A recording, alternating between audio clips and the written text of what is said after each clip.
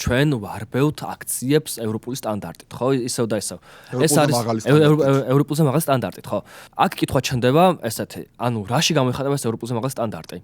გამოვარდე რაღაც ნიღბით, წაქცილოდამებს ურტყა, დაატუსაღო, ტელეფონები წაართვა, ნივთები წაართვა, დააჯარიმო და დაჯარიმებამდე კიდე რაღაც ყავდა სატუსაღოში 2 კვირა და მუდმივად აწამებდა. ეს არის ევროპულზე მაღალი სტანდარტი. მაგრამ აქ შემიძლია ირაკლი კობახიძე ვანუგაშო და უთხრა, რომ კი ბატონო, ეს თქვენთვის შეიძლება ეს ევროპული стандартი, ოღონდ ეს არის 1930-იან წლების ფაშისტური და ნაცისტური სტანდარტი. და თუ ეგ არის თქვენთვის მისაღები სტანდარტი, მაშინ ღმერთმა ხელმოგიმართოთ მაგ გზაზე, მაგრამ გახსოვეთ, რომ 12 წლის შემდგომ აი მაგ დარბევების და მოვლენების მერე ძალიან ცუდად და უხერხულად დაამთავრა ნაცისტურმა პარტიამ თავისი მოღვაწეობა და მოხდა ეგეთი ამბავი, რაც მე მგონი როგორც იურსტმა ძალიან კარგად იცით, ქვია ნიუნბერგის პროცესი. და ეგ თუ არის თქვენი გზა და თქვენი სტანდარტი, მაშინ რავი, გადმოგხედოთ რავი, ყველა იმ ჯალათმა, რომლებიც ზურგს გიმაგრებენ.